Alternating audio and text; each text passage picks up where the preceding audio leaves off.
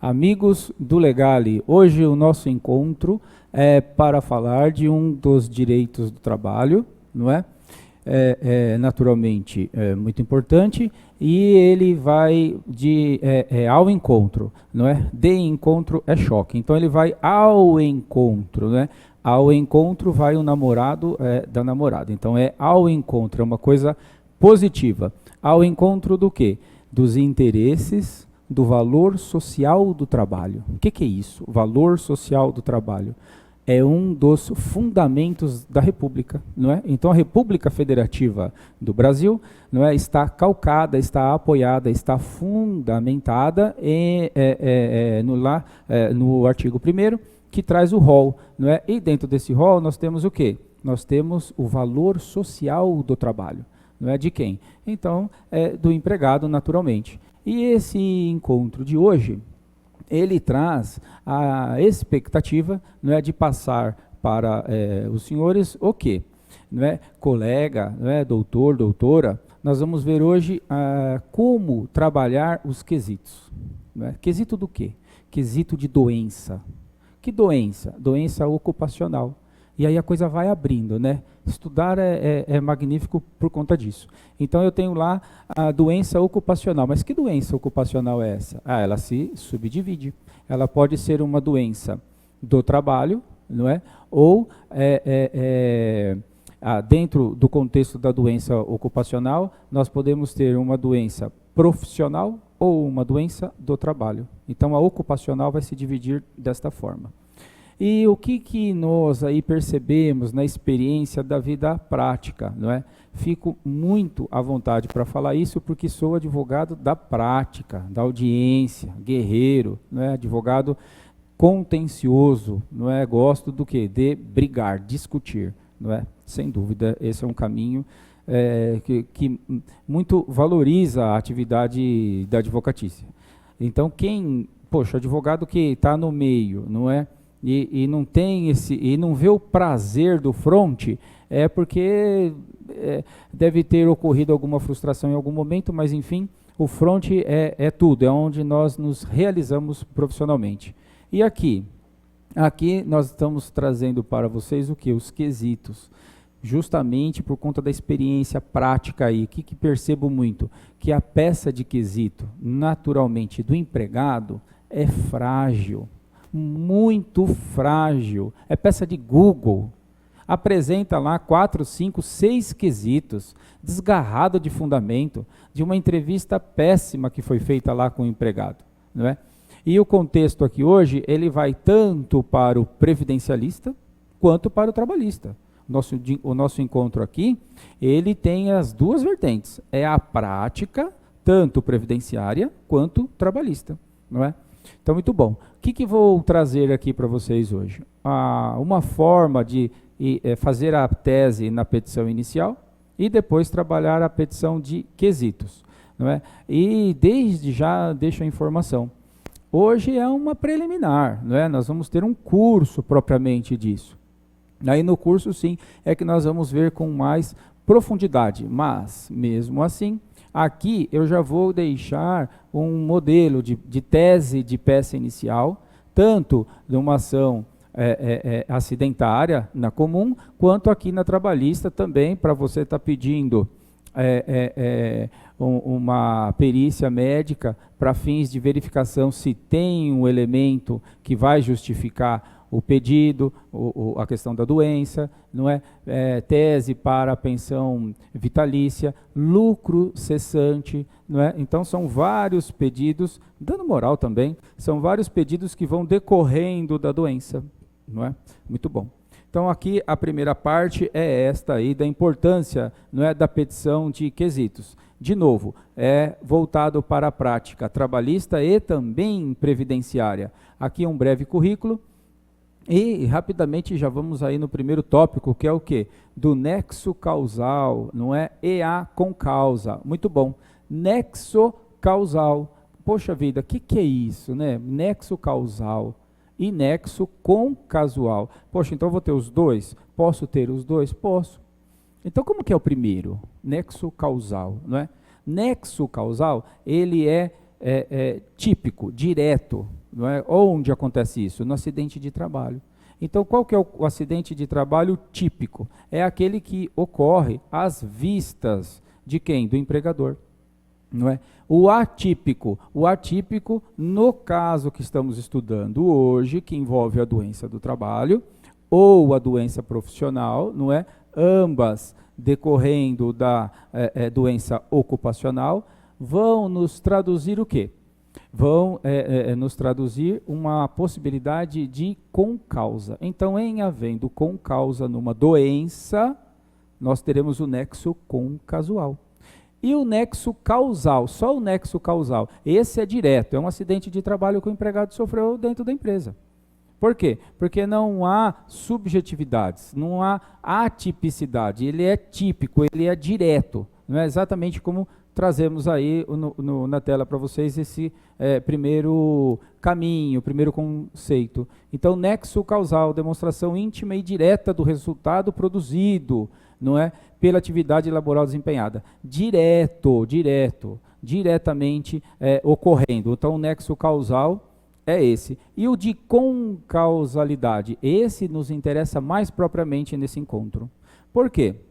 Porque o nexo concasual, então esse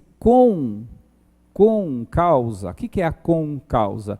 É o conjunto de causas, não é? Então quando fala assim, puxa vida, ele está discutindo lá em juízo se tem um nexo concasual ou não tem, não é? Muitas vezes em audiência, não é? A empresa ela já vem nesse contexto de que, não, porque aqui não tem nexo, não há concausa aqui. Ora, né, muita calma, até porque quem vai definir se tem ou não tem, se há ou não há, o nexo concasual, se há concausa ou não, é um tal de perito e não advogado, nem do autor, nem do réu, não é o advogado do empregado, nem da empresa. Quem vai falar isso é o perito. Ele que vai lá ter uma entrevista, não é, com o empregado para saber, com o segurado que seja, para saber se ele tem ou não tem essa condição que pode ser entendida como uma doença do trabalho ou uma doença profissional, não é? Revelando então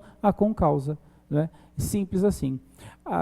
Nesse primeiro passo, né, o advogado que tem mais experiência, colega aí que nos acompanha, já deve ter percebido assim, poxa, mas a empresa, ela já sai de largada na frente.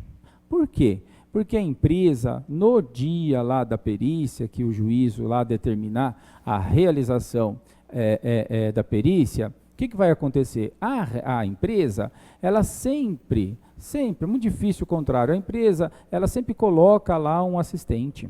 A empresa sempre tem um médico lá para acompanhar a perícia do médico do juízo, para poder saber, averiguar ali com profundidade, e então ver se esse empregado tem, não é, se esse segurado tem ou não tem uma concausa, não é, suficientemente relevante, não é, para que seja reconhecida uma doença do trabalho ou uma doença ocupacional. E é daí, colega, que nasce a importância de uma peça de quesitos bem trabalhada. E disse no comecinho, quantas vezes aí, quanto tempo advogando para reclamada, especificamente um certo tempo da minha vida advogando exclusivamente para reclamada, hoje não, hoje reclamante, reclamada, né? As ações cíveis também, de natureza acidentária, não é? E aí, naquele tempo, o que percebia muito? As peças de quesitos dos advogados de reclamante, puxa, dava dó, enterrava o direito do empregado. Não é? Então, nós partimos desse caminho. Que caminho? Caminho que a empresa, ela vai sentar um médico lá junto com o perito, não é? Então, com isso eu estou dizendo o quê? Que aí o empregado já perdeu? Não, ele não já perdeu, mas ele está numa situação de desvantagem. Até porque a peça de quesitos da empresa é feita pelo médico. Então ela já vai com uns quesitos muito mais robustos do que o empregado, não é? Daí a importância de nós, advogados aí, enquanto pelo segurado, não é, pelo reclamante, fazer o quê? Fazer uma peça de quesitos com profundidade, não é? Então aqui nós vamos passar para vocês desenvolver essa ideia, tá ok? Para mostrar a relevância. Então, muito bom. E trabalhando nesse contexto que é a concausa, é necessário colocar aí mais alguns elementos para evidenciar mais o significado e a profundidade e extensão do que vem a ser essa concausa. Vamos entender o seguinte. Já disse há algum momento atrás que é o quê? É um conjunto de causas. Muito bem. Quais causas? Não é? Concausa, conjunto de causas. Ótimo. Quais causas? Então vamos entender da seguinte forma. Imagina, então, um profissional, não é? Uma pessoa que conta com uma doença degenerativa. Ela tem uma doença degenerativa. Qual? Não importa. Não importa qual. CID, isso é para médico, não importa nada disso. O que importa para nós aqui? Doutora, aí, colega, tal. Importa o quê? Importa saber que essa doença é degenerativa. Se ela é degenerativa, significa que esta pessoa vai embora desse plano, ela vai morrer, não é? Por conta dessa doença. Doença X vai levá-la a óbito. Lá na frente, quando mais velha estiver, vai dar problema na coluna, vai ter alguma coisa, essa doença degenerativa vai se manifestar com uma intensidade mais significativa, não é? E vai fazer com que ela tenha um declínio mais aprofundado rumo a um tal de óbito. Então, ótimo. Isso é o que? Uma doença degenerativa. E não falei nada de trabalho até agora, de atividade humana de trabalhar, não falei nada. A pessoa, o exemplo da concausa, a pessoa tem o quê? Uma doença degenerativa. Se ela trabalha, se ela não trabalha, se ela vive do prêmio da Mega Sena, coisa não importa, tá ok? Se ela casou bem, não importa. Simplesmente o seguinte, a doença é degenerativa, ela vai padecer daquilo lá, ponto. E a concausa, então, onde está? A concausa é simples. A pessoa, mesmo exemplo, ela tem doença degenerativa, só que agora ela trabalha. Ela está na empresa X. E essa empresa não obedece às normas de medicina e segurança do trabalho. E aqui já fica a primeira dica, não é? As normas de segurança e medicina do trabalho, elas cuidam do capítulo mais importante que tem na CLT. Colega, quer ganhar dinheiro? Não são horas extras, não é equiparação salarial, não é nada disso. É o quê? É uma tal de doença, não é? É medicina e segurança do trabalhador. É isso que tem que ser visto, olhado com muito carinho. Por exemplo, artigo 160, 157, que nós não vemos nas petições, passa batido. Não é? O colega, quando pede sem contexto. Não é? E não é tão difícil assim nós estudarmos aí e verificar decisões em segundo grau, mantendo a sentença, mantendo a condenação de pensão vitalícia em um depósito único. E aí vem o desembargador dizendo o seguinte, que só não aumenta aquele valor porque não foi pedido. Olha que loucura! Advogado reclamante tivesse feito um pedido para aumentar a condenação, seria conhecido. Então o que custa fazer o pedido? Você já ganhou no primeiro grau? Ganhou, faz o pedido, quem sabe aumenta. Não é? E aí você vê uma decisão falando que não pode ter a reformácio impégios, que só não se aumenta o valor por conta da reforma para pior. Então, assim, há muito espaço para trabalhar, desde que saiba fazer uma peça de quesitos. Tá ok? Então, a doença aí degenerativa é o quê? É aquela doença que a pessoa tem e vai desenvolver. E ela pode ser agravada pelo quê? Pelo contexto em que ela está trabalhando, não é? Por isso que falei do artigo 160 e do 157. E aí, esse contexto que ela trabalha, o local de trabalho dela, não é ergonomicamente correto. Por quê? Porque o empregador não obedece às normas de higiene, medicina e segurança do trabalho. E obedece? Não obedece. Olha, 90, 95%, que quase chega a obedecer são as multinacionais. O resto não obedece nada, não é muito pouco. Então, é a hora de pedir, mas tem que saber pedir, não é? Saber pedir na petição inicial é uma coisa, não é? Saber fazer a petição de quesitos é outra. Por que a petição de quesito é importante? Porque o empregado não vai ter o médico. Lembra do exemplo que eu passei no começo? O empregado ele não vai ter um médico para acompanhá-lo lá no dia da perícia, mas a empresa tem um médico dela lá, não é? Então o que sobra? Sobra pelo menos uma petição de quesito bacana para ver se nós conseguimos tirar desse perito judicial, não é, desse médico tal, se nós conseguimos tirar dele algum elemento que aponte por uma concausa, não é? Para deixar claro que o ambiente de trabalho não era sadio e seguro. Por quê?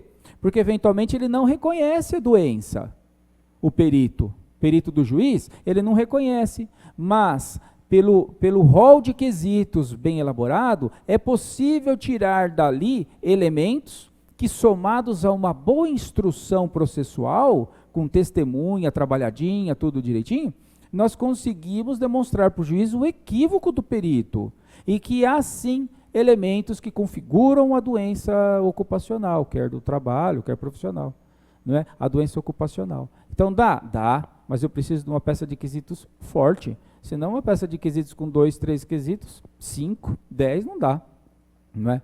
Minha peça de quesitos aí vai 100 quesitos fácil, não é? Fácil. Ah, mas aí o colega deve ter pensado, mas aí o perito vai responder tudo se reportando, mas não sei, não é? Quanto sucesso já tive por conta da minha petição de quesitos? Que não fui eu que criei, foi um médico, não é? Então tem caminho? Ou se tem caminho, não é? Mas tem que saber trabalhar. Então, muito bom, essa primeira parte aqui, então, nós estamos falando do quê? Do nexo causal, que tranquilo, que é o direto, e o nexo concasual, né? De concausa, de conjunto de causas, doença degenerativa e a doença que foi desenvolvida no trabalho. Aí o que aconteceu? Essa doença, por conta do trabalho, o espaço físico lá do trabalho não ser sadio,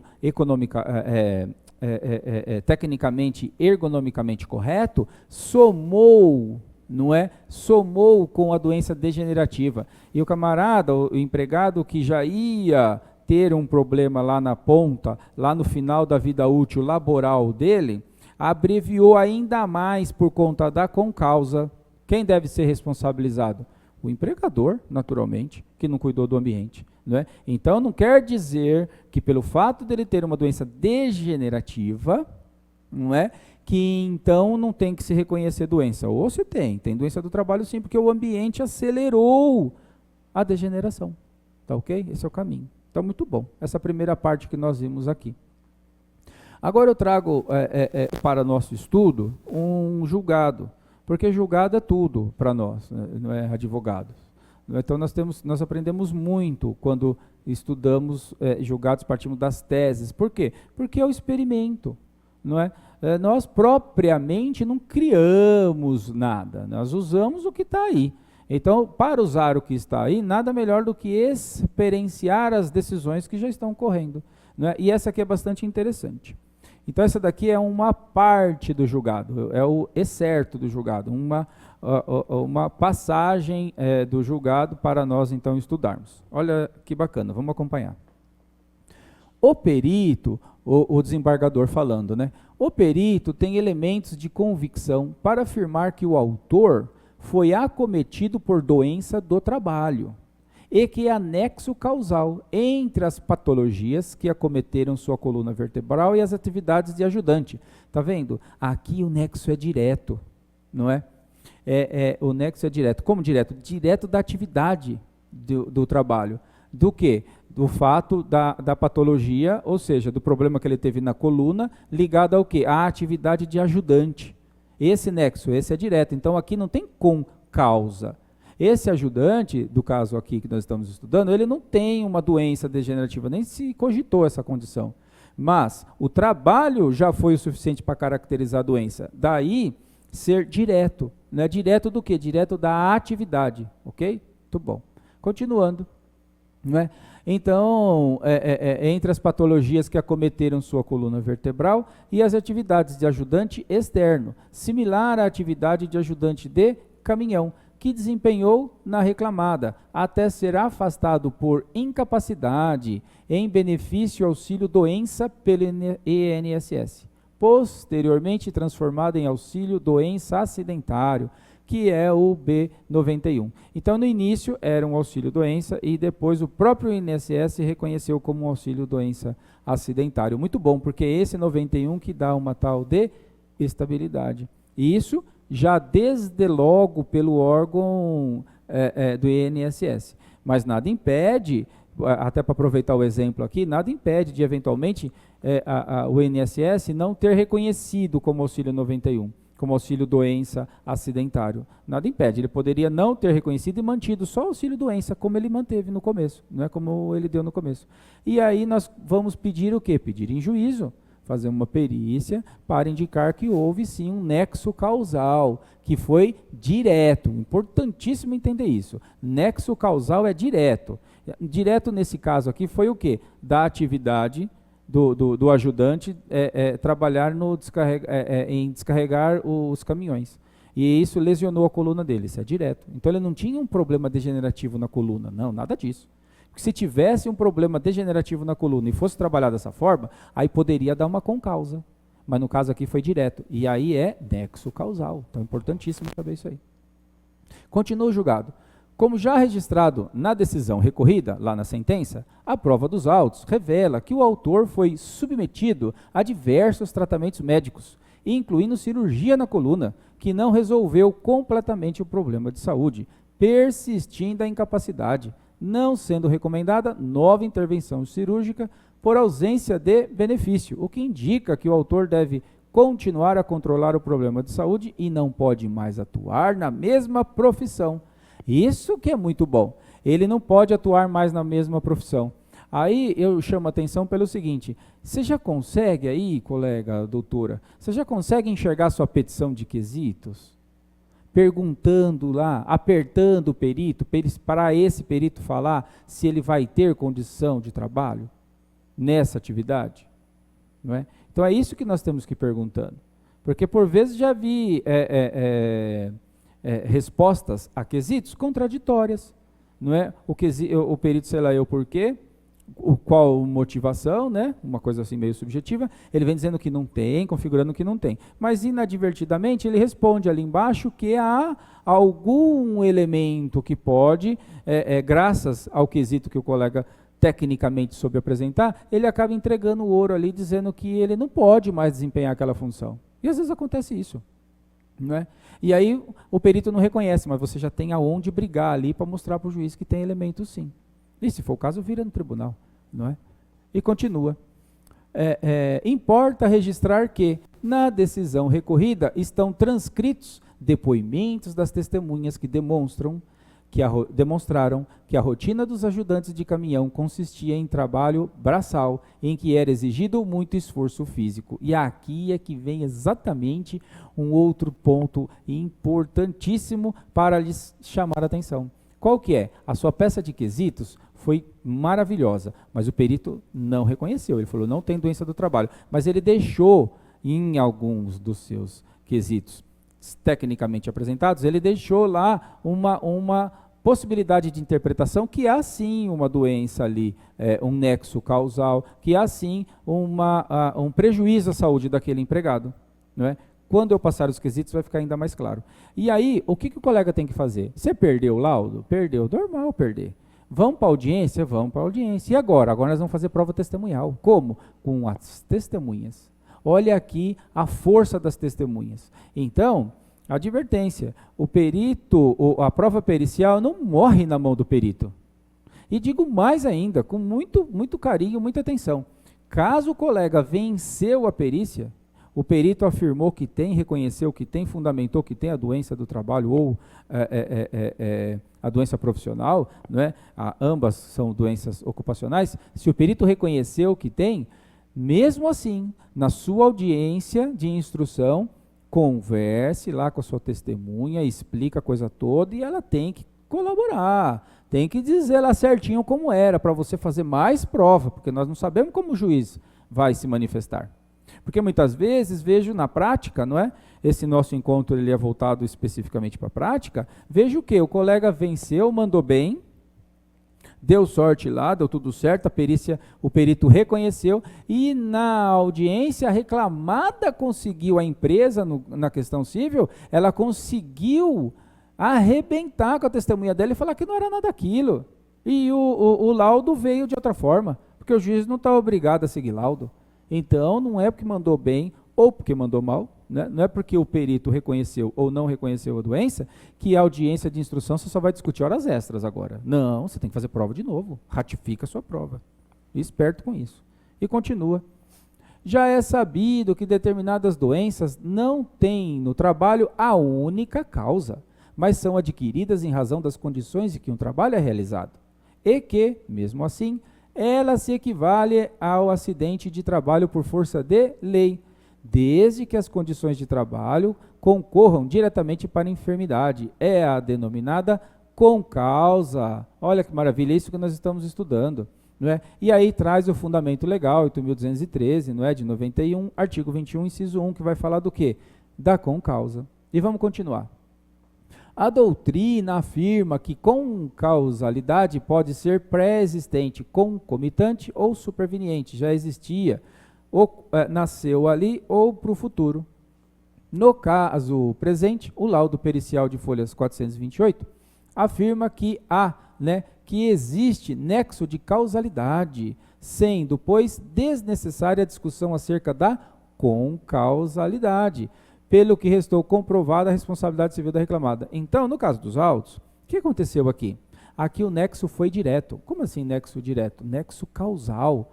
Não tem um nexo concasual. Não é? O empregado ele não teve uma doença que se agravou por conta da atividade de ficar descarregando o caminhão. Não, ele não tinha. Não é? Como que era a coluna dele? Perfeita. Estudo revelou que nem mesmo de família haveria uma degeneração na estrutura óssea desse empregado. Portanto, a coluna dele, sem um desgaste atípico, não é, irregular, não é como aconteceu, ele teria a vida útil laboral dele descompromissada. Ele ia conseguir alcançar lá o final da vida útil dele numa boa. E aqui? Aqui restou impedido isso daí. Por quê? Por conta do trabalho. Então foi direto. Ele não precisou ter uma doença degenerativa, então não é caso de com causa, não tem conjunto de causa, porque ele não vinha com uma doença degenerativa e o trabalho somou e aí deu a com causa. Não, aqui foi direto, ele não tinha nada, não tinha com causa, ele não tinha nada, a coluna dele perfeita, mas o trabalho é que arrebentou a vida da coluna dele e aí então dá o que? O nexo direto. Isso que é nexo direto e com causa. Muito bom. Continua. No tocante, aí ele vai falar de dano moral também, mas e vamos ali para o terceiro ponto. Assim o é, porque a responsabilidade civil tem como base o ato culposo do empregador e visa a indenização. A incapacidade do autor não é temporária, como acima já examinado. Ele está incapacitado para a profissão que sempre exerceu. Qual? Ajudante de caminhão. Então, ele sofreu essa lesão incapacitante por causa do trabalho, diretamente, nexo causal direto, não é? Muito bom, então conseguiu aí o objeto que era ser reconhecido. Muito bom. Próximo passo. Próximo passo é encaixar, não é? A necessidade do cliente, quer previdenciário, quer trabalhista, é encaixar essa necessidade, esses fatos que o cliente vem narrar lá para nós no escritório, e encaixar isso daí aonde? Encaixar isso aí na petição inicial. E eu sempre coloco nos nossos encontros que a petição inicial, ela não pode ser uma peça profunda, não é? Então você quer contar que o cliente tem uma doença, ok? Que doença? Uma doença do trabalho, uma doença profissional, não é? Degenerativa, é caso de concausa ou é caso de nexo já direto, nexo causal direto. Então você vai fazer ali uma preliminar com o seu cliente, para você saber, mas não para você colocar tudo na petição inicial. Aí é que está o pulo do gato. A petição inicial, no meu humilde entendimento, ela não pode, ou melhor, ela não deve nunca, jamais abrir o coração, falar tudo para o juiz ali, porque você não está falando para o juiz, você está falando para a empresa, não é? Então ali não é a hora de ficar falando, explicando, não, porque ele já tem tantos anos, aí ele sofreu um acidente fora da empresa, ó, umas coisas loucas, aí começa a falar uns negócios que não tem nada a ver, aí isso aí somado ao trabalho, pode ter uma doença, ou se pode, se não pode, e quer começar a explicar doença, quer falar se a doença é profissional, na petição inicial, ou quer falar se a doença é do trabalho, e aí quer explicar de com causa, e quer explicar, olha, não dá certo, não dá certo. Por quê? Porque nós, advogados do autor, não tem que ficar lá explicando, não, nada disso, não é? O que nós temos que fazer? Olha só, pensa só comigo, nós, na petição inicial, nós vamos dar uma notícia ruim, não é isso? A petição inicial nada mais é do que a mensagem da desgraça. É isso que é a petição inicial. Então, a hora que a tua petição inicial bater lá na porta da reclamada, da empresa, ela não vai ser recebida com um sorriso de orelha a orelha. Não vai. Não é? Então, chegou uma bucha. E a bucha, que é a petição inicial, para que ela seja a bucha, ela tem que ser assim, obscura. Para ser uma bucha de verdade, para dar trabalho até onde dá para a parte contrária impugnar aquilo lá. Não é? E aí, eu canso de ver petição inicial falando, um mar de coisa. Para que isso? Não é? Você quer contar que o cara tem uma doença? Conta que ele tem a doença. Mas em um parágrafo. E pronto, acabou. Conta o que aconteceu com ele lá. Se tiver uns atestados, junta. E aí, vai para o segundo, terceiro e quarto parágrafo da sua tese, que são só 4 parágrafos. Nesses outros 3, o primeiro é só para contar a história. Os outros 3 parágrafos é só para você pedir para a reclamada trazer um monte de documento. Empurra tudo para ela. Não fala muito. Quem fala muito dá espaço para o outro vir pisar em cima. Já que é uma mensagem ruim, a mensagem da desgraça, dá logo uma pancada. Não é? Como é que você vai dar uma notícia ruim para alguém? Vai ficar com muito redor, com muito vai lá, vem cá, com muito sem ir ao foco, você não consegue deixar a pessoa desesperada. Então vai lá e fala logo o que você tem para falar e pronto, acabou. Isso é o que? Petição inicial. Então olha um exemplo, está aqui, não é, no nosso próximo slide. Tese na peça inicial da doença. Dessa forma, bastante objetiva. Bota lá um tópico, põe lá, da doença ocupacional. Está vendo que bacana? Da doença ocupacional. Você nem fala se é do trabalho ou se é profissional. Por quê? Primeiro, porque nós não somos perito, não tem o que falar. Ou se não quiser nem pôr ocupacional, você põe só da doença. Pronto. Da reintegração, da indenização, porque o que se garante em primeiro lugar é a reintegração, depois a indenização, e da realização da perícia médica. Muito bem. Olha só.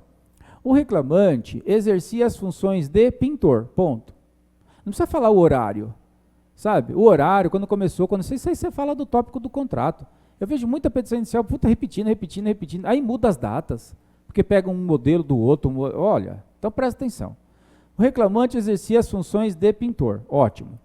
Ao ser admitido na reclamada, gozava de perfeitas condições de saúde. Tanto é verdade que ao realizar o exame admissional, foi considerado apto para o exercício da função para o qual foi contratado. Ponto.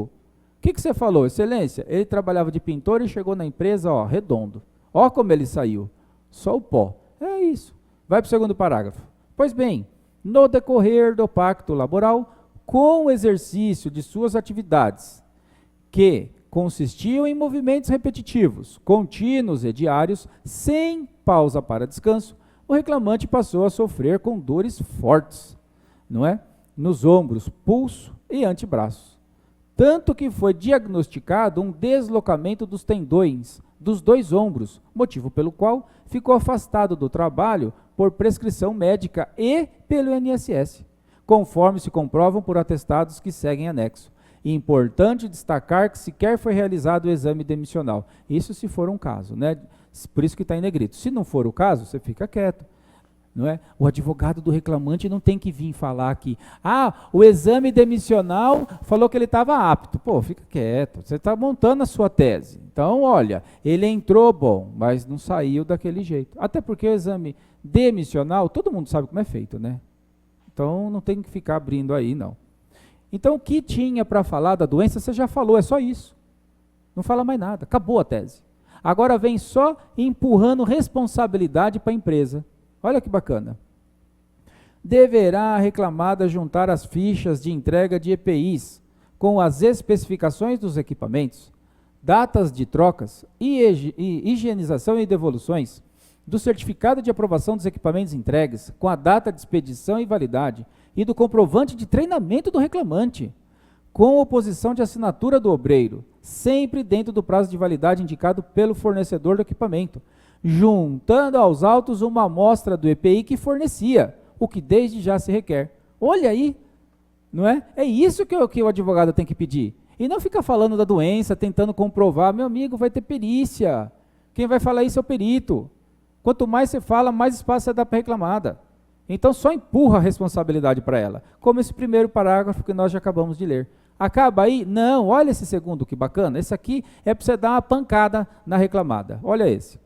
Requer que a reclamada junte ainda o PPP, Perfil Profissional Profissiográfico, o PPRA, de Programa de Prevenção de Riscos Ambientais, o LTCAT, Laudo Técnico de Condições Ambientais de Trabalho, e ainda o laudo de que trata o artigo 160 da CLT.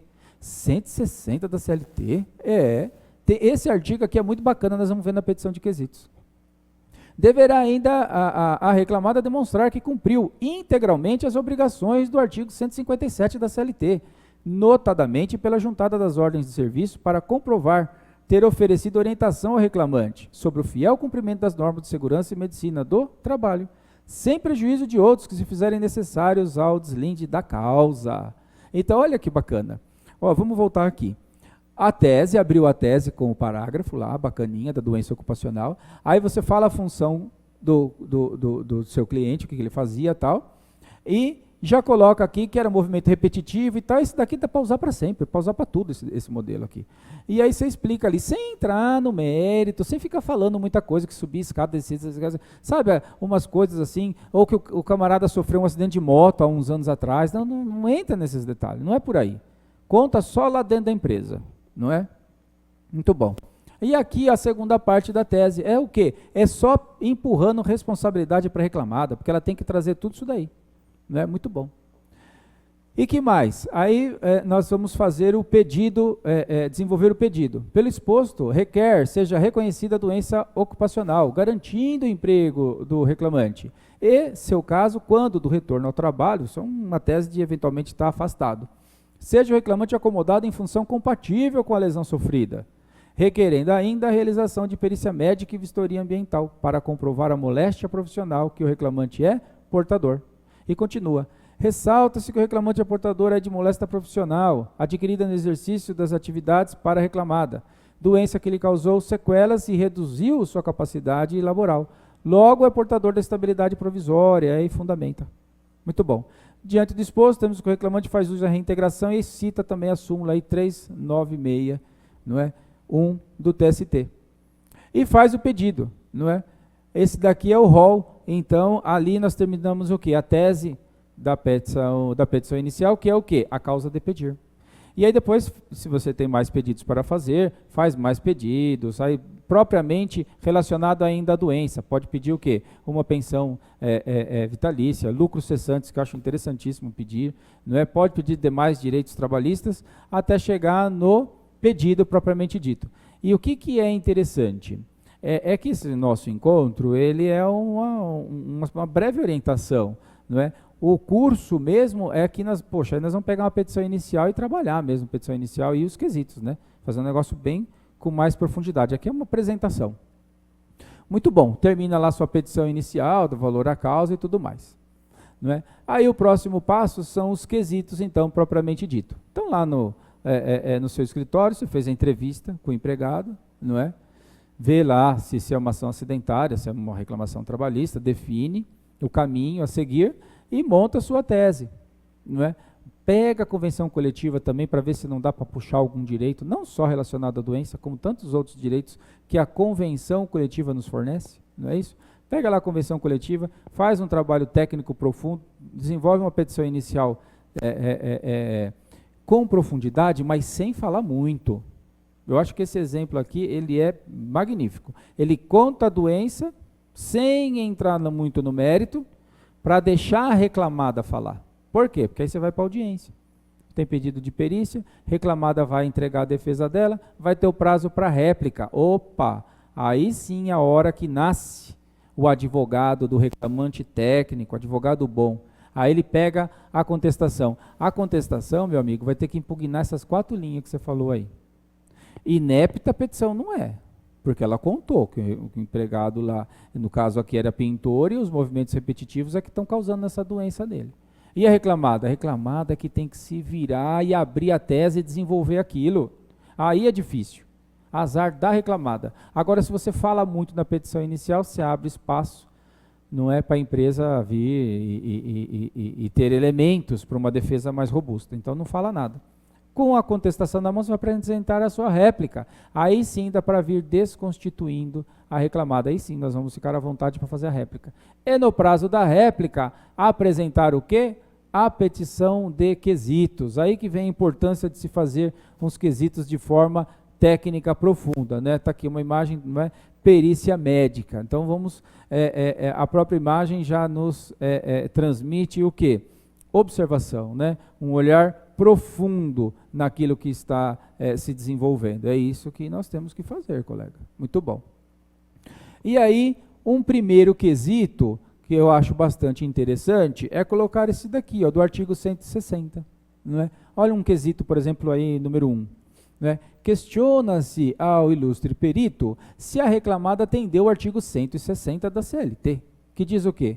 Nenhum estabelecimento poderá iniciar suas atividades sem prévia inspeção e aprovação das respectivas instalações pela autoridade regional competente em matéria de segurança e medicina do trabalho. Existe esse artigo? Existe, e não está revogado. Não é? E o colega passa batido, não coloca isso. Mas veja bem, você viu onde eu coloquei? Coloquei na petição de quesitos. Você não tem que ir lá abrindo tudo lá na petição inicial. Não é? Você só pede para a reclamada trazer o laudo, mas não fica falando, abrindo porque você quer e tal. Não, deixa a reclamada lá. É um susto que você põe na petição inicial. Não é? Já é uma mensagem para a reclamada. Ó, presta atenção aqui. Hein? Você pegou um cara aqui que sabe brigar. É isso que você está falando para ela. Aqui não é petição de Google, não. Então, muito bom. Então, a redação do artigo 60 fala isso, colega. Nenhum estabelecimento poderá iniciar atividade sem prévia inspeção e aprovação de respectiva instalação. Que empresário brasileiro faz isso? Que empregador brasileiro que faz isso? Não é? E você não pede. Excelência, ela tem que trazer o laudo lá de que trata o artigo 160 da CLT. Olha que bacana. E só esse quesito? Não. Aí é que vem minha dica. Não é? Nós temos que fazer o quê? Pega o quesito lá da CLT.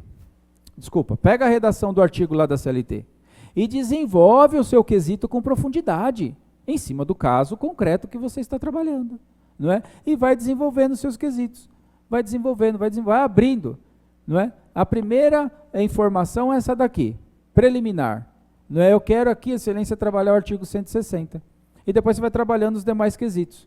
Um exemplo, não é? Então você colocou aqui, do questiona-se o perito por conta do artigo 160. Um segundo quesito, olha esse que bacana. Se positivo o quesito anterior, ou seja, se a reclamada providenciou o laudo, que é impossível, mas se positivo o quesito anterior, questiona-se. A autoridade regional observou alguma exigência que a reclamada deveria cumprir? Devesse cumprir?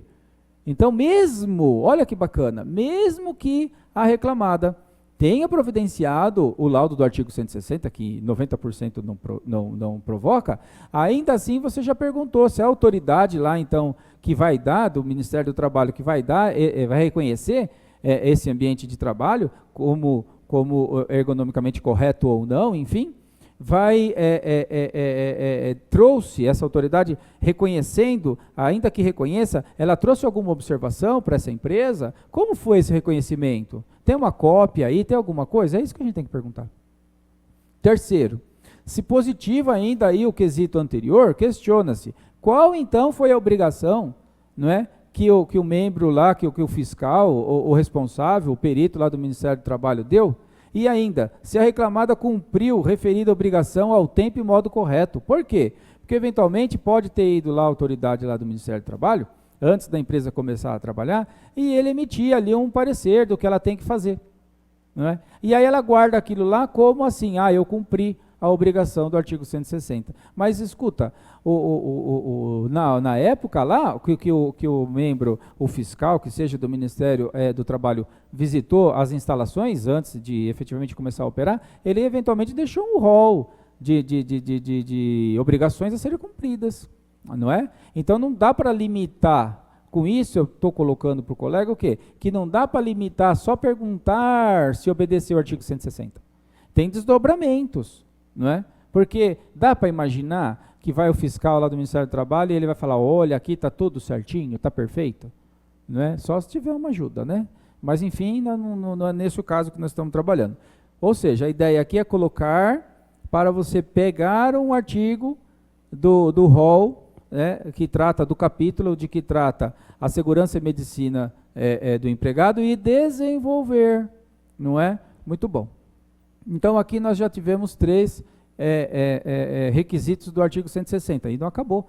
E olha esse daqui, ó.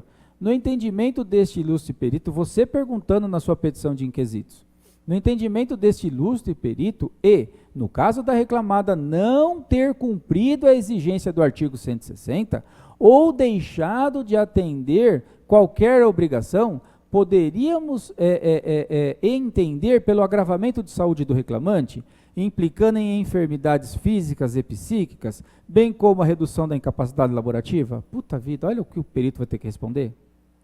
Né? Então, olha só, escuta, fez lá o artigo, fez lá, cumpriu a obrigação do artigo 160, que falava para a empresa apresentar um laudo antes de iniciar as atividades? Não é? Fez, não fez? O fiscal do Ministério do Trabalho, ele deixou alguma obrigação para a empresa cumprir? A empresa cumpriu? Não é? Aí vem a pergunta, se a reclamada não cumpriu nem com o laudo, e se cumpriu com o laudo, mas não cumpriu com as exigências do fiscal do Ministério do Trabalho, como é que fica aí então a saúde do trabalhador? Pode ter alguma complicação? Aí o perito vai ter que falar, né? Aí vai ficando desconfortável para o perito. No fundo, o que eu estou querendo passar para vocês é isso. Deixar o perito desconfortável. Porque se ele estiver recebendo alguma aí para fazer alguma coisa, ele vai falar, pô, mas está ficando complicado aqui. Né? Porque assim, ela não fez o laudo do artigo 160, mas o ambiente é salubre? Né? Será que já não começa a ficar um negócio esquisito? Então você vai começando, você vai amarrando o perito. Né? Olha esse quarto quesito. Quinto quesito, aliás. Se positivo o quesito anterior, né, se a reclamada não fez, queira o senhor perito descrever de forma técnica os efeitos do descumprimento pela reclamada do artigo 160, face à saúde do reclamante. Então agora o perito vai ter que falar assim, olha, a empresa não providenciou, um exemplo, e o fato dela não ter providenciado pode ter desencadeado isso daqui. Ele pode até falar de uma forma indireta, não é? Mas a sua pergunta, indireta que eu digo assim, ele pode até falar assim, olha, a empresa, lá no caso, ela não fez, mas isso não gera nenhum dano para o empregado. Mas a sua pergunta é específica, não é? É de forma técnica os efeitos do descumprimento pela reclamada do artigo 160 face à saúde do reclamante. Então, senhor perito, o senhor tem que falar especificamente sobre a saúde do empregado, porque o empregado está doente. E a falta do artigo lá de ter cumprido, a reclamada ter cumprido o artigo 160, ou seja, dela ter deixado de providenciar um ambiente ergonomicamente correto, saudável, salubre, isso aí gerou prejuízo à saúde do empregado ou não? Depois você tem como apertar ele ainda nos requisitos. Quando nós vamos nos manifestar depois que ele junta o laudo, não é? Tem outra possibilidade, aí você vai lá interpretar tudo o que você pediu, face às respostas dele. Não é aqui que nós colocamos o perito em xeque. Muito bom. Olha que peça de quesito bacana. não é? E vou trabalhar com vocês mais um artigo 157, e só a primeira parte, porque olha só, dá uma olhadinha aqui no template, o artigo 157, ele tem 4 incisos, só empurrando responsabilidade para a reclamada. Né? Vou trabalhar só inciso 1. Por quê? Porque no curso propriamente dito é que nós vamos avançar isso aí. E olha só, artigo 157, cabe às empresas, obrigação das empresas. Poxa vida, a lei te dando um machado para você ir para cima da empresa. Cabe às empresas, obrigação para a empresa, né? Inciso 1, cumprir e fazer cumprir as normas de segurança e medicina do trabalho. Todas as NRs. É aqui que dá para deitar e rolar, não é? Inciso 2, instruir os empregados, através de ordem de serviço, quanto às precauções a tomar no sentido de evitar acidente de trabalho ou doença ocupacional. Está vendo? A empresa, o empregador é obrigado a instruir o empregado através de ordem de serviço, não é verbal. Não é? Então, na tua peça de quesitos, está vendo? Na peça de quesitos, não na petição inicial. Na peça de quesitos, você tem que vir lá e falar assim, escuta, seu perito, a reclamada entregou para o empregado as ordens de serviço? Essa é a pergunta que faz para o preposto. Está vendo? É aí que a gente derruba. Confissão já. Né? Esse é o caminho. Olha o inciso 3. Adotar as medidas que lhes sejam determinadas pelo órgão regional competente. Foi adotadas medidas? Ministério do Trabalho e tal, foram? Faz pesquisa, vê o que foi mandado para aquela categoria. Que mais? Facilitar o exercício da fiscalização. Esse está tranquilo, mas para obedecer aí, trazer os 4 incisos. E vamos continuar então nos quesitos. Olha só. Quesito 1. A reclamada, perguntando, né, pelo perito, ilustre expert judicial, a reclamada atende a exigência do artigo 157, inciso 1, que é cumprir e fazer cumprir as normas de segurança e medicina do trabalho? Aí você já deu essa perguntada para ele. Olha o segundo quesito. Se positivo o quesito anterior, quais eram as normas de segurança e medicina do trabalho específicas para o ambiente de trabalho do reclamante? Então, caso a reclamada tenha cumprido o quesito anterior, que a gente duvida, mas caso ela tenha cumprido, você já está perguntando lá, quais eram as normas de segurança e medicina do trabalho específicas para o ambiente de trabalho do reclamante? Muito bom. E vai para o terceiro. Como se dava o cumprimento dessas normas pela reclamada? Aí vai ter que ter lá um checklist, vai ter que falar lá. Em regra não tem, né? Aí vem lá prejudicado, ou a reclamada não cumpria. Olha que bacana. 4. A reclamada fazia o reclamante cumprir estas normas? Olha, você perguntando para o perito, escuta, seu perito, a reclamada fazia o empregado cumprir essas normas? Porque é obrigação dela. O artigo 157 fala que é obrigação dela. E olha o próximo quesito, que legal. Se positivo o quesito anterior, ou seja, se a reclamada fazia com que o reclamante cumprisse essas ordens, como que era? Questiona-se, né? Como se dava essa dinâmica? Ou seja, qual era a forma da reclamada exigir do reclamante o cumprimento das normas de segurança? Então o perito vai ter que colocar aí também qual que era essa forma. Que tem que ser escrita, hein? A lei fala a ordem de serviço. É aí que você tem que pegar, o pulo do gato. 6. No entendimento deste ilustre perito, o procedimento do quesito anterior era suficiente para afastar 100% as implicações na saúde do reclamante? Puta vida. Essa daqui é uma pancada, essa pergunta aqui, ó. Essa é uma pancada, porque de repente o perito, ele vem lá meio que favorável à empresa, enfim, qualquer coisa nesse sentido, ele vem falando que a empresa cumpria as normas, que fazia o reclamante cumprir também, que dava ordem nele escrita, verbal, enfim, a empresa fazia tudo certinho. E aí você vem aqui no quesito 6, faz essa perguntinha. No entendimento desse ilustre perito, o procedimento do quesito anterior, ou seja, das ordens todas, era suficiente para afastar 100% as implicações na saúde do reclamante? 100%. Será que era? Se ele responder aqui uns 90%, opa, se responder uns 90%, 10% pode dar uma concausa. Pode ter espaço para interpretação, não é? Então é aqui que a gente vai amarrando o homem lá. E aqui se negativo, então se a reclamada, né, não exigisse o cumprimento das normas de medicina e segurança, quais os efeitos para o empregado, não é? Olha a outra, estes efeitos significam redução na capacidade laborativa? Então vai amarrando. mais ainda. Se negativo o quesito anterior, ou seja, a reclamada, olha só onde vai a nossa petição. Então, se a reclamada, nossos quesitos aqui, se a reclamada, então, ela não cumpriu com as obrigações que deveria ter cumprido, porque não dá só para o perito ajudar lá a empresa e falar que ela cumpria, não dá, porque vai ter que ter prova, né? Então, a reclamada tem que juntar também, por isso que a gente pede lá na petição só para ela juntar um monte de coisa, na petição inicial. Aí aqui, ainda que o perito de repente quer dar uma força lá, e ele vem aqui e fala assim, os efeitos de redução na capacidade laborativa do reclamante, olha, não tem nenhum efeito, não tinha nenhum prejuízo. A empresa, olha o perito falando, a empresa não fez nada, mas isso também não quer dizer que teria prejudicado a saúde do empregado, entenderam? Aí vem o quesito que está em negrito.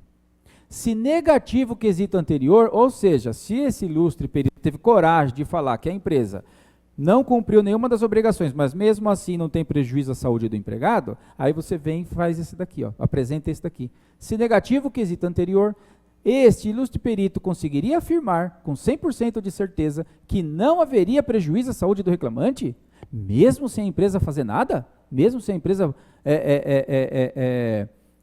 demonstrar que tomou cuidado com a segurança e medicina do trabalhador, se revestiu de cautela, orientando esse empregado como ele deveria operar a máquina, como ele deveria usar o EPI, mesmo assim, ilustre perito.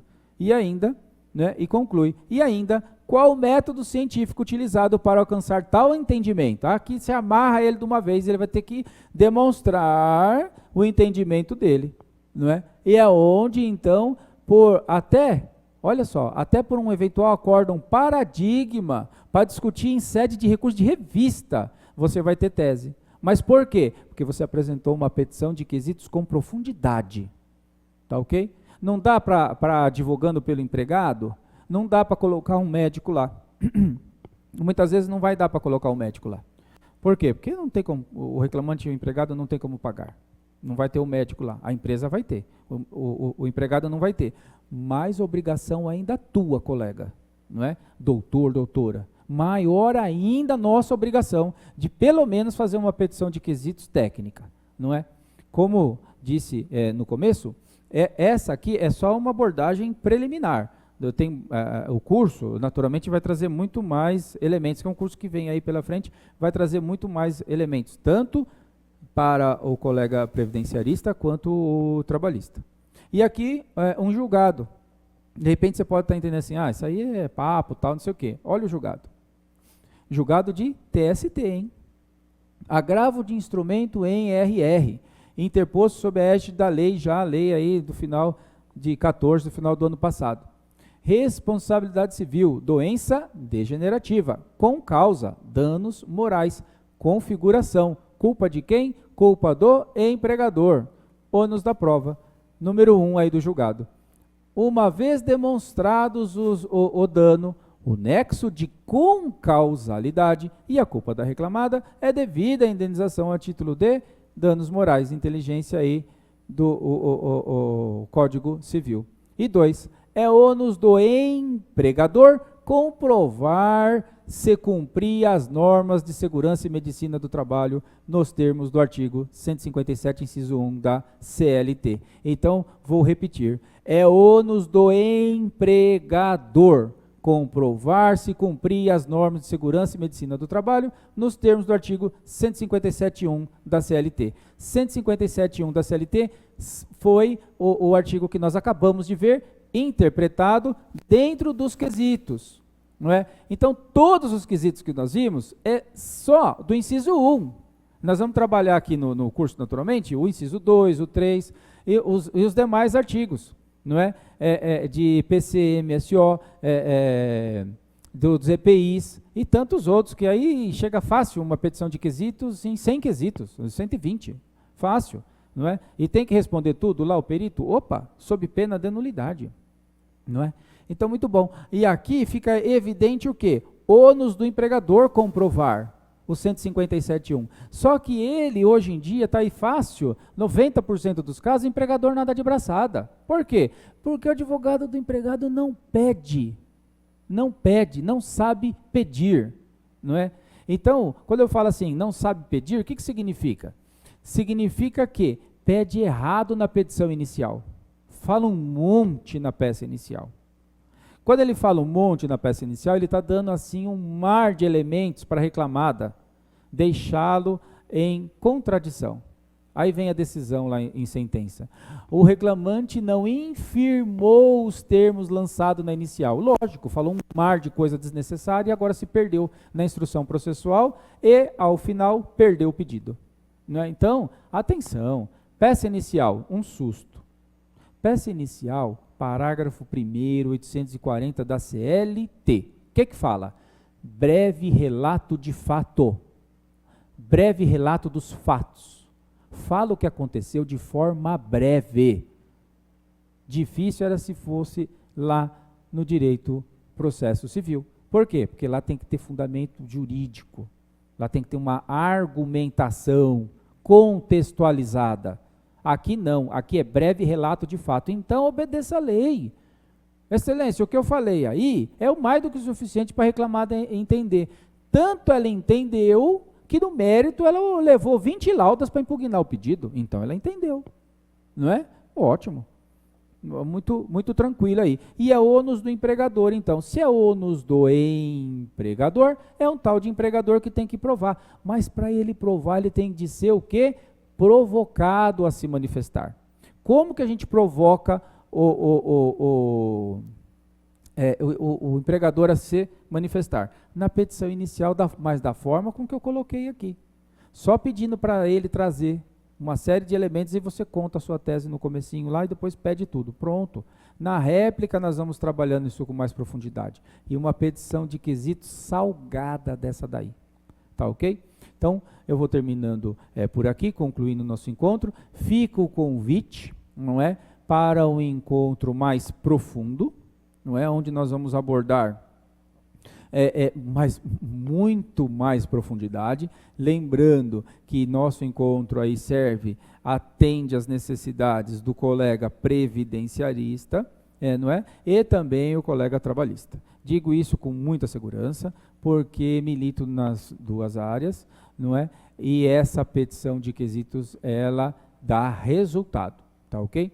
Fica o convite, em breve aí estarão aí recebendo o convite do Legale. Tá ok? Quem não tem aí o cadastro, não é, está aí nos acompanhando e não tem o cadastro no Legale, eu peço, faça aí o seu cadastro, entra no site lá do Legale, faça o cadastro para vocês receberem os convites.